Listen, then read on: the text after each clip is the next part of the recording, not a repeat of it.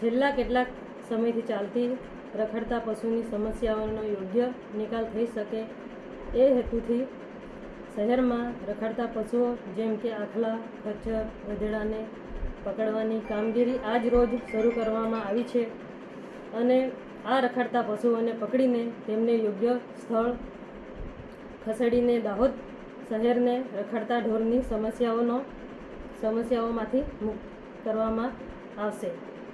આજ રોજ એ જ હેતુથી હું સ્વચ્છ દાહોદ, સ્વસ્થ દાહોદ, સલામત દાહોદ।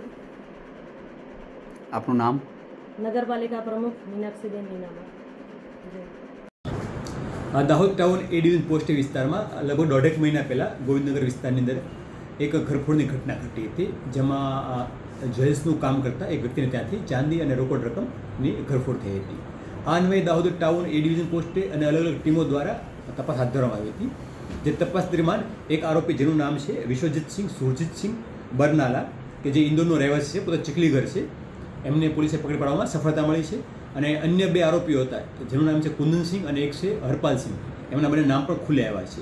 આ લોકો મોડસ ઓપરેન્ડી આ પ્રકારની બંધ મકાનને તાળા તોડીને ઘરફોડ કરવાની ટેવ ધરાવે છે અને અગાઉ પણ અસંખ્ય ગુનાઓ દાખલ થઈ ચૂક્યા છે। આમને દાહોદ પોલીસ એ ડિવિઝન ટીમ દ્વારા પકડી પાડવામાં સફળતા મળી છે અને તેમને રિમાન્ડ લેવામાં આવેલા છે। હાલમાં પોલીસ રિમાન્ડ હેઠળ છે એક આરોપી અને આગળની તપાસ હાલમાં ચાલુમાં છે। 2 આરોપી છે વોન્ટેડ છે, જેની પકડવા માટેની તજવીજ પણ હાથ ધરવામાં આવેલી છે। તેરા તુચકો અર્પણ હેઠળ દાહોદ એ ડિવિઝન પોલીસ દ્વારા 13 મોબાઈલ ફોન શોધી અને મૂળ માલિકને પરત કરાયા। આ તારીખ 7/8/2026 શુક્રવારના રોજ બપોર 12 કલાક સુધીમાં આપેલ માહિતી અનુસાર Dahod town A division police station દ્વારા તેરા તુચકો અર્પણ કાર્યક્રમ અંતર્ગત ચોરીમાં ગયેલા, ખોવાઈ ગયેલા અને ગુમ થયેલા મોબાઈલ ફોન શોધી કાઢવામાં આવ્યા હતા। જો કે પોલીસ દ્વારા CEIR પોર્ટલની મદદથી તેમજ હ્યુમન સોર્સ અને ટેકનિકલ સર્વેલન્સના આધારે Dahod town A division police station વિસ્તારમાં ગુમ થયેલા અને ચોરી થયેલા કુલ 13 જેટલા મોબાઈલ ફોન શોધી કાઢવામાં આવ્યા હતા। શોધી કાઢવામાં આવેલા મોબાઈલ ફોનની કુલ કિંમત આશરે 2,42,500 રૂપિયા હોવાનું જણાવવામાં આવ્યું છે। પોલીસ દ્વારા તમામ મોબાઈલ ફોન તેના મૂળ માલિક અરજદારોને પરત સોંપવામાં આવ્યા હતા। પોલીસની આ કામગીરીથી મોબાઈલ ફોન ગુમાવનાર અરજદારોને મોટી રાહત મળી હતી અને CEIR પોર્ટલ તેમજ ટેકનિકલ સર્વેલન્સના અસરકારક ઉપયોગથી પોલીસે ગુમ થયેલા મોબાઈલને શોધી કાઢવામાં સફળતા મળી હતી।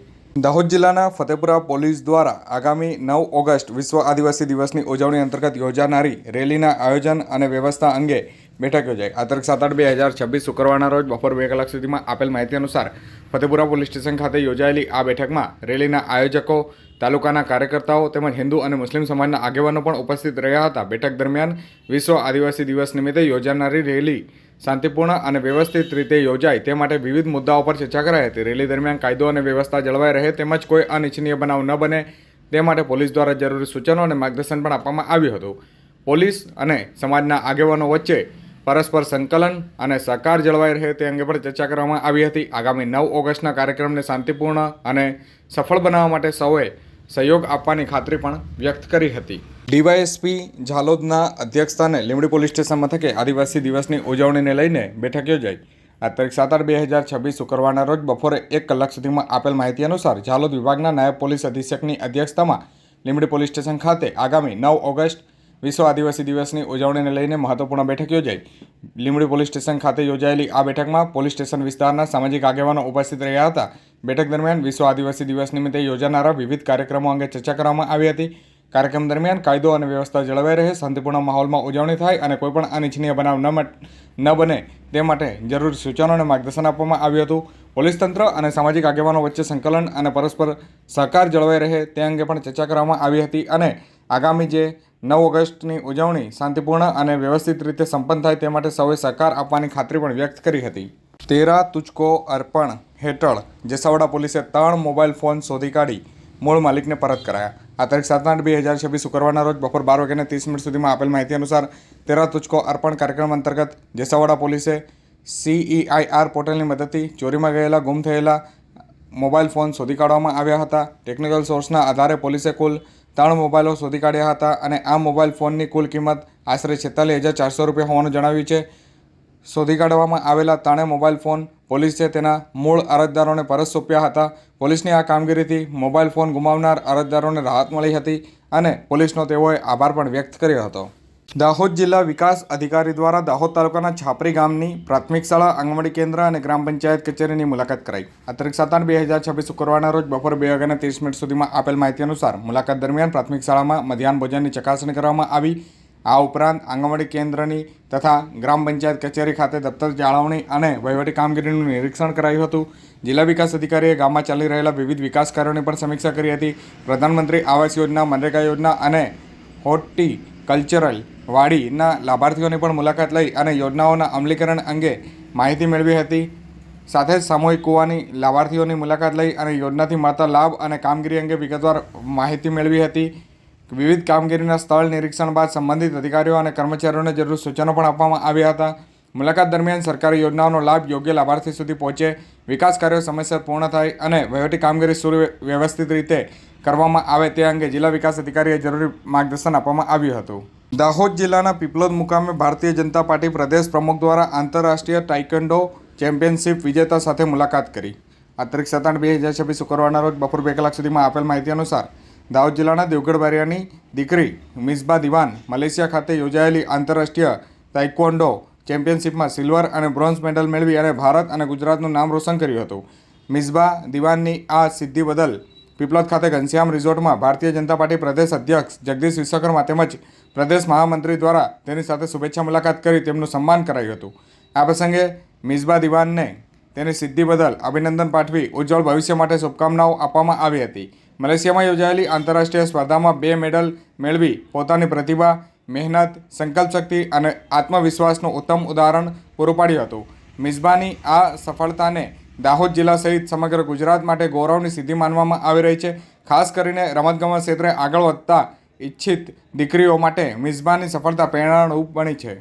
દાહોદ ખાતે જન સેવાલયમાં ભાજપ દાહોદ શહેર અને તાલુકા અનુસૂચિત જાતિ મોરચાની કારોબારી બેઠક યોજાઈ. આ તારીખ 7/8/2026 શુક્રવારના રોજ સવારે 11 કલાક સુધીમાં આપેલ માહિતી અનુસાર બેઠકમાં દાહોદના ધારાસભ્ય કનૈયાલાલ કિશોરી સહિત અનુસૂચિત જાતિ મોરચાના હોદ્દેદારો અને કાર્યકર્તાઓ ઉપસ્થિત રહ્યા હતા. બેઠક દરમિયાન સંગઠનને વધુ મજબૂત બનાવવા આગામી કાર્યક્રમો તેમજ મોરચાની વિવિધ કામગીરી અંગે ચર્ચાઓ કરવામાં આવી હતી. કાર્યકર્તાઓને સંગઠનાત્મક કામગીરીને વધુ વેગ આપવા અને જનસંપર્ક વધારવા અંગે માર્ગદર્શન આપવામાં આવ્યું હતું. બેઠકમાં મોરચાની આગામી કામગીરી અને વિવિધ મુદ્દાઓ અંગે જરૂરી વિચાર વિમર્શ કરવામાં આવ્યા હતા. દાહોદ તાલુકાના ડોકી ડુંગરા ગામે નવીન બસ સેવાનો પ્રારંભ કરવામાં આવ્યો. આ તારીખ 7/8/2026 શુક્રવારના રોજ બપોર 12:45 સુધીમાં આપેલ માહિતી અનુસાર દાહોદના ધારાસભ્ય કનૈયાલાલ કિશોરીના હસ્તે ડુંગરા, મોજાઈ અને દાહોદ રૂટની નવીન બસનું લોકાર્પણ કરવામાં આવ્યું. દાહોદના ધારાસભ્ય કનૈયાલાલ કિશોરીએ નવીન બસોને લીલી ઝંડી બતાવી પ્રસ્થાન કરવામાં આવ્યું હતું. નવી બસ સેવા શરૂ થતાં ડુંગરા અને આસપાસના વિસ્તારના ગ્રામ્ય વિસ્તારના લોકોને દાહોદ શહેર તરફ અવરજવરમાં વધુ સુવિધાઓ મળશે. નવી બસ સેવા થકી વિદ્યાર્થીઓ, નોકરિયાતો તેમજ વેપારીઓ અને ગ્રામજનોને નિયમિત મુસાફરીમાં સરળતા રહેશે. લાંબા સમયથી પરિવહનની સુવિધાઓની જરૂરિયાત અનુભવતા ગ્રામજનો માટે આ બસ સેવા મહત્વપૂર્ણ બની રહી છે. દાહોદ ખાતે આત્મા પ્રોજેક્ટ દ્વારા ખેડૂત વૈજ્ઞાનિક ગોષ્ઠીનું આયોજન કરવામાં આવ્યું. આ તારીખ 7/8/2026 શુક્રવારના રોજ બપોરે 1 કલાક સુધીમાં આપેલ માહિતી અનુસાર મોવાલિયા ફાર્મ દાહોદ ખાતે યોજાયેલી આ ગોષ્ઠીમાં ખેડૂતોને આધુનિક ખેતી પદ્ધતિ, વૈજ્ઞાનિક અભિગમ અને કૃષિ ક્ષેત્રમાં ઉપલબ્ધ નવી ટેકનોલોજી અંગે માર્ગદર્શન આપવામાં આવ્યું. કાર્યક્રમ દરમિયાન ખેડૂતોને પાક ઉત્પાદન વધારવા, ખેતીમાં નવી પદ્ધતિઓ અપનાવવા તેમજ ખેતીને વધુ લાભદાયક અને ટકાઉ બનાવવા અંગે જરૂરી માહિતી આપવામાં આવી હતી. ખેડૂતો અને કૃષિ નિષ્ણાતો વચ્ચે સંવાદ થકી ખેડૂતોને ખેતી સંબંધિત પ્રશ્નોના નિરાકરણ માટે માર્ગદર્શન મળ્યું હતું. આત્મા પ્રોજેક્ટ દ્વારા આયોજિત આ ખેડૂત વૈજ્ઞાનિક ગોષ્ઠીનો હેતુ ખેડૂતોને વૈજ્ઞાનિક ખેતી તરફ પ્રોત્સાહિત કરવાનો અને કૃષિ ક્ષેત્રે નવીનતા અંગે જાગૃતિ લાવવાનો રહ્યો હતો. દાહોદ જિલ્લાના કંબોઈ ધામ ખાતે ગોવિંદ ગુરુ લીમડી ભાજપા મહિલા મોરચાની પરિચય બેઠક યોજાઈ. આ તારીખ 7/8/2026 શુક્રવારના રોજ બપોરે 2:45 સુધીમાં આપેલ માહિતી અનુસાર બેઠકમાં પ્રદેશ આદિજાતિ મોરચાના મહામંત્રી શીતલબેન વાઘેલા, પ્રદેશ મહિલા મોરચાના ઉપાધ્યક્ષ શ્રદ્ધાબેન ભડાંગ અને દાહોદ જિલ્લા મહિલા મોરચાના પ્રમુખ રુચિતાબેન રાજની ઉપસ્થિતિ રહી હતી. આ પ્રસંગે મહિલા મોરચાની બહેનો સાથે સંવાદ કરી સંગઠનની કામગીરી અંગે ચર્ચા કરવામાં આવી હતી. આગામી રક્ષાબંધન પર્વની ઉજવણી, સ્વચ્છતા અભિયાન અને સંગઠનના વિસ્તરણ અંગે વિસ્તૃત માહિતી આપવામાં આવી હતી. બેઠક દરમિયાન મહિલા મોરચા કાર્યકર્તાઓને સંગઠનને વધુ મજબૂત બનાવવા, જનસંપર્ક વધારવા અને વિવિધ સામાજિક પ્રવૃત્તિઓમાં સક્રિય ભાગીદારી માટે માર્ગદર્શન આપવામાં આવ્યું હતું. બેઠકમાં મહિલા મોરચાના કાર્યકર્તાઓ ઉપસ્થિત રહ્યા હતા અને આગામી કાર્યક્રમોને સફળ બનાવવા માટે સહયોગ અને સક્રિય ભાગીદારીનો સંકલ્પ વ્યક્ત કર્યો હતો.